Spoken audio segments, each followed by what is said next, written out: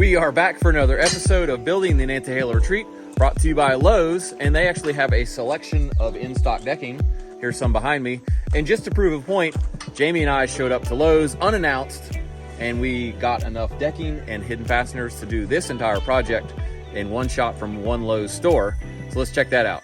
You ready to go shopping? I love shopping. That's a lie. I didn't bring this trailer for nothing.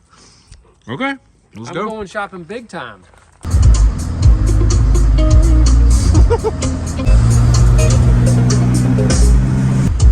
I knew I should have driven, seriously. Let's do some shopping. We decided to go with Trex Enhanced Composite Decking in a color called Toasted Sand, and there were several other color options available here. And I want to mention it's really nice as a contractor to be able to buy this stuff in stock, because if I need more, I can just come back and grab it, or if I buy too much, I can actually just return it. And that's not the case with anything that I have to special order from anywhere. There are special order options available, of course, and I want to mention that as well. So if you're looking to upgrade the decking on your deck, or maybe just build a brand new one, make sure to swing into Lowe's and check out all the options they have. And thank you to Lowe's for sponsoring this video. We really appreciate it. So let me get this straight here. Yeah. You strapped the camera. Got my trusty camera right here. Okay. Got some zip tape Yeah. and some electrical Oh, tape. look at that. Oh yeah, it's high tech right here. All right. Well, Yeah. if you're wondering how we got that shot, that's how we did it. I hope I hit record. All right, we're gonna get started with the installation bit of our decking. That's probably what you wanna see. And due to this being this composite decking that doesn't have the same material on the inside as the outside, we have to do a band board or a picture frame around the entire outside, and we need blocking to support that because it's running the opposite way of the rest of the decking. So we're gonna show you that process real quick. We're gonna use this piece of 2x12 pressure treated KDAT, kiln dried, to do the blocking on these ends. Show you where I'm talking about. We need a piece of blocking flat there so that the ends of our regular decking have something to catch on when this picture frame board is installed. If you want to know a whole lot more about pressure treated wood, decking, everything, check out our secondary channel, the Building Knowledge channel with Jaime and Erik. And there'll be a video that's like 10 minutes long all about just pressure treated. So you can check that out. Oh yeah. So it does take a bit of work and time to do the blocking so that you can do these picture frame boards, but it's really worth it if you're going to use a composite decking like this that's capped and has a filler material that isn't colored the same as the outside of the deck board. The Trex material we're using here today actually has pretty large grooves cut out of the bottom of it, as you'll see in a couple shots, and that's to save weight and save cost, but it really looks terrible if you can see the cut ends of these instead of capping it with this rim board like we're going to do.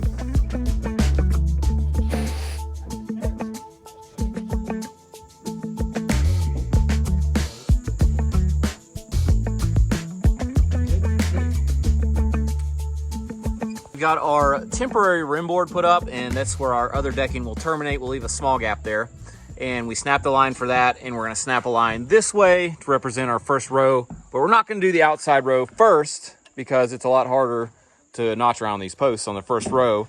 It's easier to do a row and then have something to measure off of to do the posts.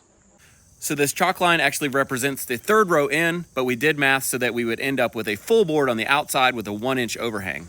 Especially when you're using composite decking, it's important to start at the outside edge. At least we do. Maybe people do it different ways, but we always put a full board hanging 1 inch off the edge of the deck.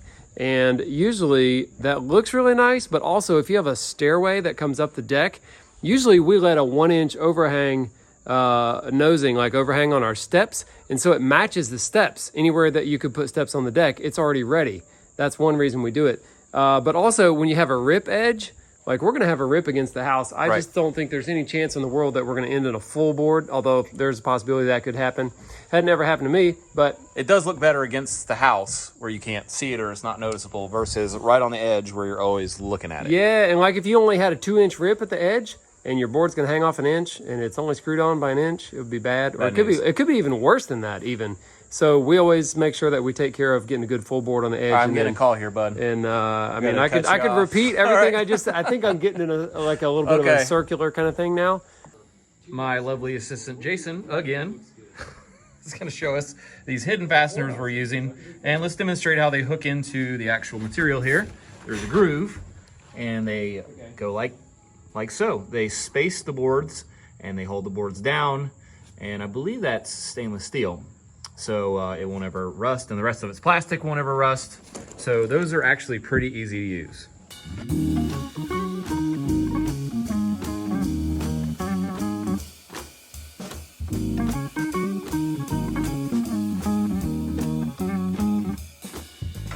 We are finally ready to install our first board here, and I'm gonna do something which is to cut both ends of these, even though it has a pretty square factory cut end.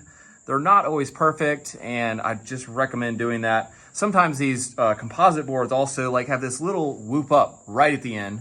So if you don't need the full 12 foot, which we don't on this one, I'm gonna actually cut back a few inches to sort of get it to where it's in a flatter spot of the board. So I really recommend cutting both ends, even if you don't think you need to.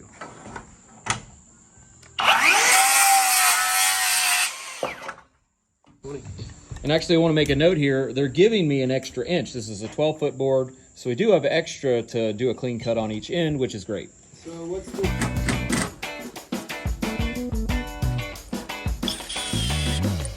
We're starting our second row here finally, about lunchtime. Can we stop and eat lunch, please? Yeah. Something important here, we started with a 12-foot board starter here, and then we're staggering the joints, okay? This is a 4-foot board. Our next row will start with an 8-foot board, so all the joints are staggered 4 feet apart, and that's a 3-row stagger. We'll go 8 foot and then 12 foot again as a starter. I think that looks good. Sounds like a plan.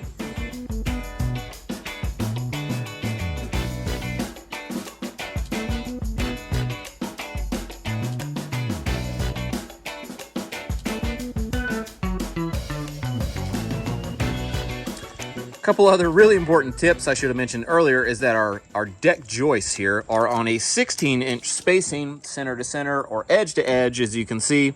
And this composite decking is not structural, so you shouldn't do it on a 24-inch spacing because it could actually dip down between each joist. It's not as strong as wood, but it is more weather resistant. Also, check this out. We are spacing the butt joints about 1/8 of an inch.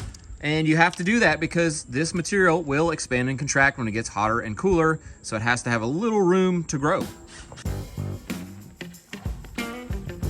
Excuse me, Moose, I asked you a question.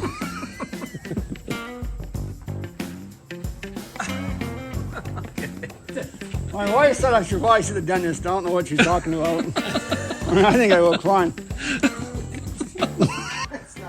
We're about 10 rows in, so we're getting in a groove here. We're starting at one end and working our way down instead of trying to get the whole board in at once, right? Yeah, it's important to get the gap established Right. on the butt Not joint. that much, about 1/8.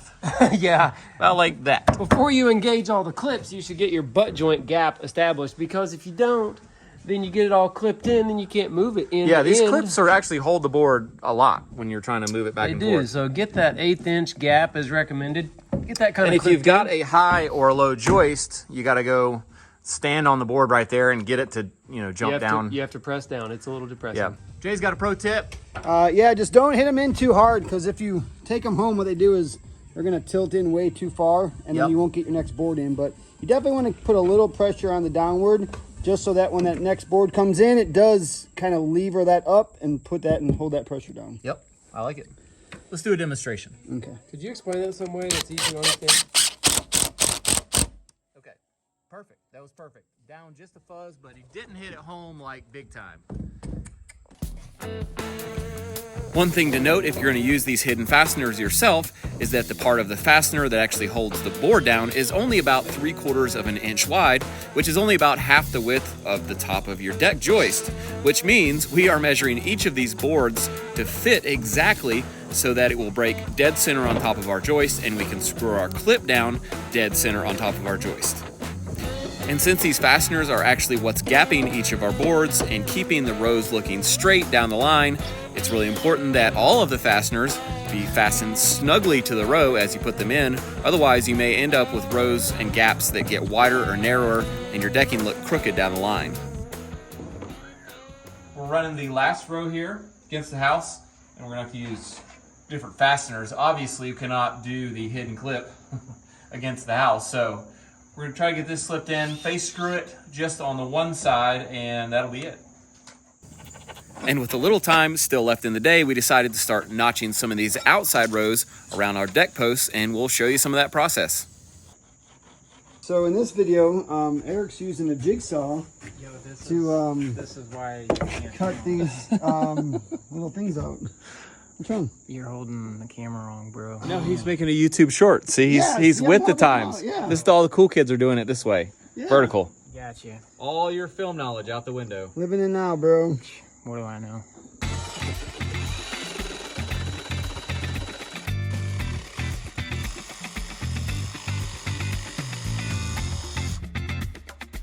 I'm not cutting all the way to the corner because these posts don't have a square corner, so I'm leaving a little roundy corner there. Okay. That looks better. Yeah, a little roundy. Yeah. You know about the roundy, right? Everybody knows. Yeah, a little roundy.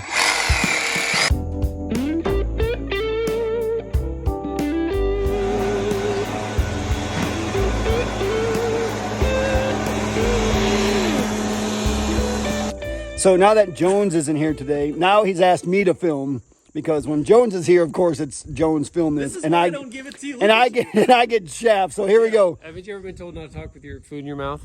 Zip it. We're gonna try something new today. I rated my kids' pencil box Crayola white. Usually you raid their lunchbox. We're marking on these dark boards. I can't see my pencil marks, so we're gonna do a little test run here. Check it out.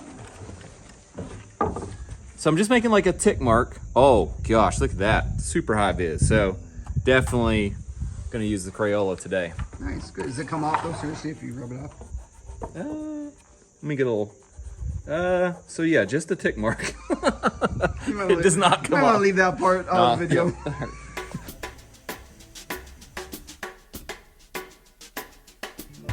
So we put all the clips on this side on that string line, and we slid the board in, got clips on this side, but we're still sighting our first row like this, you know, to make sure it's really straight before we stack all the other rows in. We have most of the deck area done with this decking. We're using hidden fasteners, so this has a special groove in the edge to accept the hidden fastener, but that is not the kind of board we want to use around the rim or the outer edge of the deck, the perimeter, because this doesn't look good. So they make a special board for that. I don't know what it's called, but this is it. A solid edged board. Solid edge board. Yeah. So right now I'm going around all the edges and I'm cutting these around the posts and fitting them. What I like to do is overlap the two corners, and I'm just going to take this oscillating tool. We call it a buzz saw. That's because of the annoying sound it makes. This is an excellent tool though for just freehanding, cutting a vertical cut through two pieces at one time. And I can make whatever angle it is. I don't even care. I'm not going to measure it. I'm not going to know. I'm just going to cut the two pieces till they fit. This is not the most ideal situation. You know, you have to hang out like over the edge of the deck, wrap around the post, and hug a tree and all that. But it's really important. You got to hold your saw. Ought to not do. You got, yeah, I know, miter, get it. Well, you got to hold your saw like vertical. You know, making sure it's perpendicular. You know, to the All right, direction of the.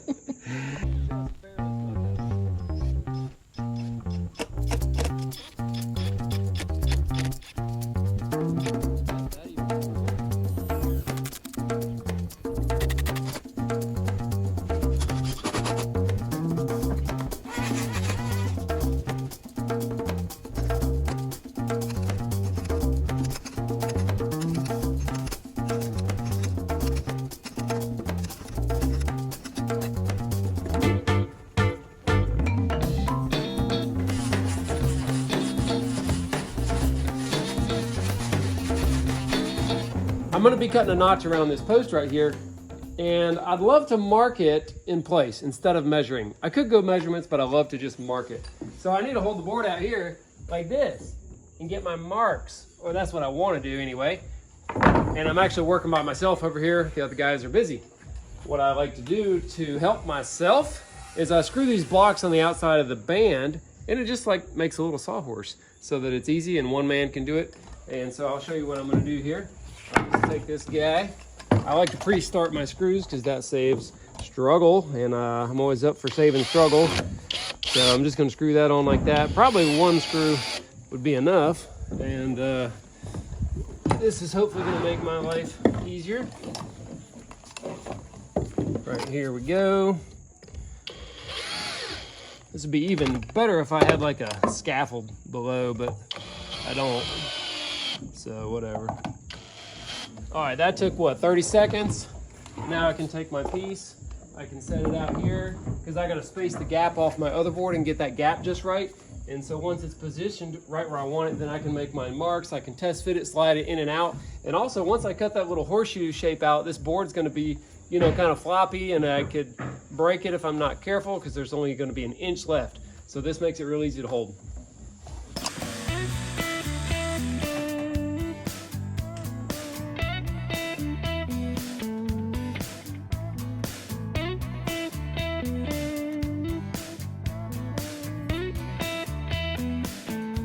I was just doing some math. It was taking us about 8 minutes a row. So I figure we got 5 rows left. We're done in 45 minutes, right? You will be. I'll be eating lunch. Somehow I ended up being the cut guy today. About time. So I got It's the only way we can keep you off your phone. So I got a couple cut guy tips with my cut station here that are making it a little faster. Come back, camera guy. Just showing your cut station. All right, number one, I'm using a cordless saw because I'm having to cut both ends of this, and it's actually faster for me to just whoop whoop with the saw than spin the board. If I had a corded saw, I'd be getting all tangled up in this thing. It'd be a real headache. Number two is I got 4 sawhorses. So my material is laying flat everywhere, and I can cut it anywhere I want, okay? That's number 2.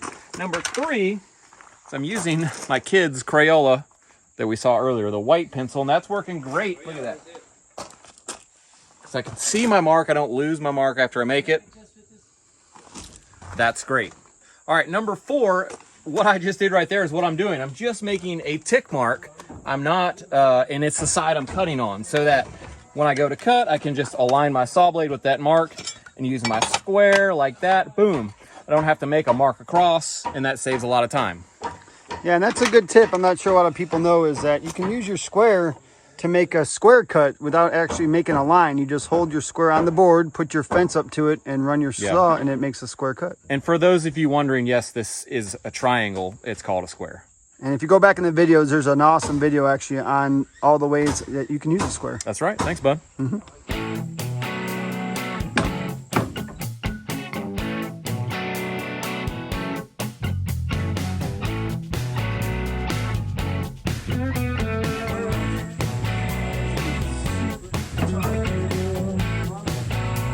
Good work, guys. Yeah, man. That's nice. Ray, Yeah, man. glad you could be here to do this for us. Wait, whoa, what are you doing? He didn't do anything. Dude, even when he doesn't do anything, he's still the golden boy. Man.